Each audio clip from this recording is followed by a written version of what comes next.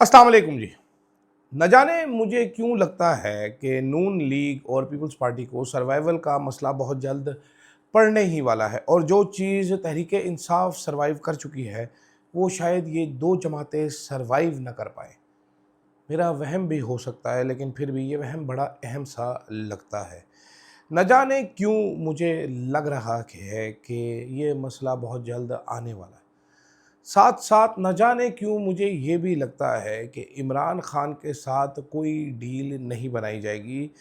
सब के कहने के बावजूद अभी तक मुझे कुछ ऐसी चीज़ नज़र नहीं आ रही, न जाने क्यों।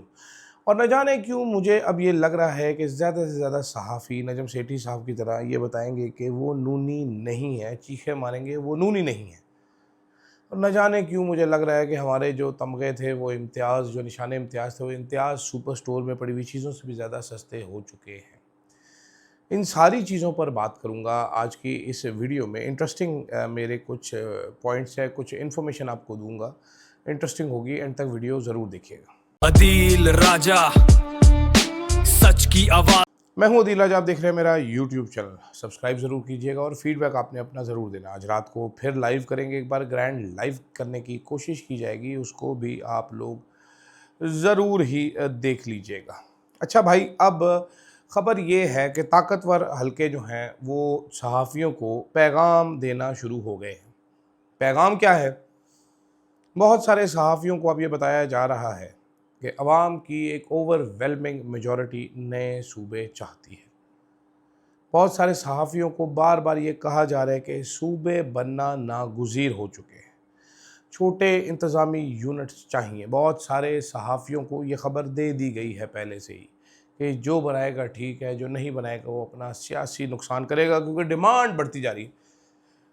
राना सनाउल्लाह साहब ने इसके जवाब में कहा है कि अवाम ने कोई ऐसी डिमांड नहीं की। मैं अगर इंडिपेंडेंटली देखूं तो मेरा नहीं ख्याल कि ऑर्गेनिक कोई भी डिमांड है नए सूबे बनने की। मतलब 0% डिमांड भी नहीं है नए सूबे बनने की। To be very honest, to be very fair, there is absolutely zero demand जो कि मैं पब्लिक से देख रहा हूँ। लेकिन ये डिमांड जनरेट की जा सकती है, या अगर ताकतवर अफराद कहेंगे डिमांड है तो फिर डिमांड है। फिर आपके पास क्या ऑप्शन है कि आप कहें डिमांड नहीं है? फिर देन डिमांड तो है ना, फिर तो डिमांड है, सीधी सारी बात है। तो इस डिमांड, इस कहानी का क्या किया जाए, इस कहानी का निचोड़ क्या होगा? ये बड़ी इंटरेस्टिंग टेक है। ये टेक बड़ी मज़ेदार सी भी है। ये टेक मैं आपको सुनाता हूँ। ताकतवर हल्के ये समझते हैं जनाबे वाला कि ये डिमांड क्रिएट की जाएगी, ये डिमांड क्रिएट करके नून लीग की दुम पे पैर रख के सूबे क्रिएट किए जाएंगे, इनको मौत दिखाकर बुखार पर राज़ी किया जाएगा। इन्फॉर्मेशन साथ ये भी है कि कौम परस्त जमातें इस मामले पर एहतजाज के लिए बिल्कुल तैयार हैं। पंजाब से कहा जा रहा है रेजिस्टेंस का, लेकिन रेजिस्टेंस ज़्यादा आएगी सिंध की तरफ। इन्फॉर्मेशन मेरे पास ये भी है कि ये दोनों सियासी जमातें, नून लीग और पीपल्स पार्टी, एक दूसरे के पीछे छुपने की कोशिश कर रही हैं। कोई भी ताकतवर अफराद को इनकार खुद नहीं कर रहा, कह रहे हैं इधर से शुरू करते हैं, इधर से शुरू करते हैं, ऐसे करते हैं, ऐसे करते हैं। कुछ लोग बीच में ये भी बाजा फेंक रहे हैं कि सर पहले आप के चक्कर में फड़ के जाएंगे, इकट्ठे होने पड़े करेगा। तो अब देखते हैं कि इकट्ठे होंगे कि नहीं होंगे। चीज़ बड़ी साफ सी है। देखिए, मरीम नवाज़ एक सूबे की वज़ीर आला है। वो राजनपुर से लेकर तो जी पिंडी तक उनका सूबा अटक तक जा रहा है। और मालिक बेसिकली प्राइम मिनिस्टर से ज़्यादा पावर चीफ मिनिस्टर पंजाब की है ना। ठीक है, पुलिस भी उसके पास है, प्राइम मिनिस्टर के पास। कुछ इस्लामाबाद की पुलिस भी नहीं, वो भी मोहसिन नकवी के पास है। मरीम नवाज साहिबा ज़्यादा अपॉइंटमेंट्स कर सकते, बहुत सारी चीज़ें होती हैं। फॉरेन पॉलिसी नहीं है, लेकिन वो भी ले लेंगी, कोई मसला नहीं है। अब 11 अरब का जहाज़ भी खरीदा है। अब पंजाब को लॉजिकली आपने डिवाइड करना है छोटे यूनिट्स में, छोटा करना है पंजाब को। तो एक सूबे की जिसकी डिमांड है शुरू से, वो है साउथ पंजाब, सराइकी सूबा। हमें सराइकी सूबा अलग दे दे। वैसे सराइकी इंतहाई नालायक सियासतदान है मादरत के साथ, लेकिन ले लो जी सूबा तो सही। ठीक, प्रिंसली स्टेट को अलहदा कर दे, 4 भी बन सकते हैं सूबे। भावलपुर को अलहदा कर दे, वापस कर दे। 3 सूबे हम कह रहे थे, साउथ पंजाब, फिर आ गया सेंटर पंजाब जहाँ के शरीफ फैमिली है, और एक आ गया मेरा सूबा, सूबा पोठवार, नॉर्थ पंजाब का सूबा, मरी तक है, जेलम से लेके मरी तक, अटक तक। असल सूबा, मार्शल सूबा, लड़ाका सूबा। तो अब यार अरब का जहाज किस सूबे में डिवाइड होगा? वो जो मरीम ने स्मॉग का मुकाबला करने के लिए वो डीजल वाली गाड़ियां जिन्होंने ज़्यादा स्मॉग फैलाया, वो कंटोप वो किधर किधर भेजे जाएंगे? हेल्थ का बजट कैसे किधर जाएगा? सुथरा पंजाब की सारी गाड़ियां लाहौर में सफाइयां करते थे, किधर किधर जाएंगी? तो this a very massive task. Maryam Nawaz अपनी पावर डाइल्यूट नहीं होने देना चाहती। वो ये local body system, local government के इंतखाबात नहीं करवाने चाहिए। लोकल गवर्नमेंट से क्या होता है कि गली मोहल्ले तक एम्पावर हो जाती है अवाम। बेस्ट पॉसिबल सिस्टम कि भाई मैं उठता हूँ अपनी गली नंबर 12 से, उठ के गली नंबर 6 में मेरा काउंसलर रहता है, उसके घर चला जाता हूँ कि लियाकत साहब की कीता है तुसी हैं, आमिर इजाज साहब क्या किया ये आपने, आप क्या कर रहे हैं यहाँ पर बैठ के, या सलीम बुखारी साहब आपने क्या किया यहाँ पर आके? एमपीए है, पता नहीं कितना बड़े एरिया, किधर रहता है एमपीए? एमपीए साहब गार्ड लेके घूमते हैं, लाहौर में बैठे होते हैं, मिलते ही नहीं है। एमएनए उससे भी बड़ा हल्का है, एमएनए से मैं क्या काम करवाऊंगा?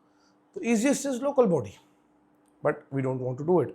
सो ये करवाया जाएगा। अब कहानी आ रही है कि करवाया जा रहा। राणा सनाउल्लाह साहब ने टेक ऑन कर लिया, लेकिन करवाया ये जाना है, और जब करवाया जाना है तो फिर तहरीक इंसाफ की ज़रूरत पेश आनी। तहरीक इंसाफ का प्रिंसिपल स्टांस क्या है? 28वीं आईनी तरमीम के ज़रिए नए सूबे बनने हैं। मैं बड़ा एक्साइटेड हूँ इस काम के लिए। मैं I really want to see this happen. मैं ये लड़ाई इनको कुट पड़ता हुआ देखूँ, मज़ा आए, क्योंकि इसके बाद इनकी पावर ख़त्म होगी। इसके बाद पावर सिर्फ एक ही रह जाएगी, जो आपको पता है, जो फिर गली लेवल पे भी ऑपरेट किया करेंगे। तो मज़ा बढ़ाना है। इन्होंने अपने पैर से काटे, छोटे छोटे टोटे होंगे इनके। सीख कबाब पहले बनाए गए हैं, वो सीख कबाब भी छोटे छोटे, तिक्का बूटी टका टक बन जाएगा इनका। तो 28वीं तरमीम में तहरीक इंसाफ क्या साथ दे सकती है कि नहीं दे सकती? वैसे तो तहरीक इंसाफ की कोई औकात नहीं है, क्योंकि तहरीक इंसाफ के 10, 15, 20 बंदे तो वैसे ही बिक जाने हैं, फ़ौरन से पहले बिकने के लिए तैयार हर लम्हा। बट ये भी हो सकता है कि तहरीक इंसाफ को जेन्युइनली प्रपोजल दिया जाए, इमरान खान साहब के साथ फ्री एक्सेस दिया जाए, जेन्युइनली उनके सामने रखा जाए कि भाईजान ये प्रपोजल है सर, ये समझाया जाए, तरमीम का ड्राफ्ट लेके वकला चले जाए। अगर ये इतने समझदार हो, ये इतने समझदार नहीं है, मैं ये नहीं कह रहा कि इतने समझदार है, ये स्टूपिड लोग हैं, बट अगर ये इतने समझदार होते, this is what they would have done. मैं होता, मैं ये करता, मैं कहता खान साहब ड्राफ्ट है सर, ये मुल्क और कौम को इसकी ज़रूरत है, ये आप नेशनल ऑफ स्टेट्समैन हैं, जेल में भी हैं सर, आप डिस्कशन करें सर, हमें बताएं क्या करना है सर। ये गोहर भी आ गया, ये असद कैसर को भी फेंक रहे हैं जेल के अंदर सर, ये दूसरा भी आ रहा है सर, लाहौर से शाह महमूद कुरैशी को भी सप्लाई। जेल में आप पूरी मीटिंग करें सर एक अपनी काबीना के साथ, हमें बताएं सर ये बेहतर है कि नहीं है, सजेशन दें sir, get on the table with us sir. अपनी बहन को बिठाएं, ये बहन जाके अलीमा खान बाहर जाके ऐलान करेगी। ये बड़ा आसान काम है, मुश्किल काम नहीं है।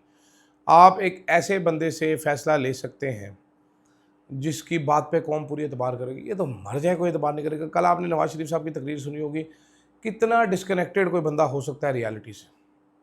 आप ज़रा ये सोचिए, ये सारे पार्टी करने के लिए मरी गए हुए थे, अच्छे मौसम में एंजॉय करने के लिए, पूरे मरी के रास्ते ब्लॉक थे, मियाँ साहब उधर दनदनाते फिर रहे थे और बता रहे थे एक आधे सीट का मसला कोई नहीं है, कि एजे के पीएम को हेलीकॉप्टर लेके दें शहबाज शरीफ साहब, ताकि वो आवाम में घुल मिल जाए।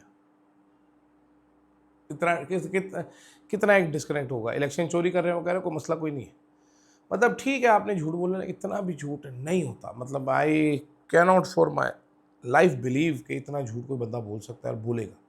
मैं नहीं मानने के लिए तैयार। ये बातें मुझे अजीब सा लगता है, मुझे सारी ये पूरी कहानी सुन के मुझे अजीब लग रही है ये कहानी कि आप इतना झूठ बोल रहे हैं। दूसरी तरफ नूनी सहाफ़ी देखें, तमगे किस तरह बांटे गए हैं।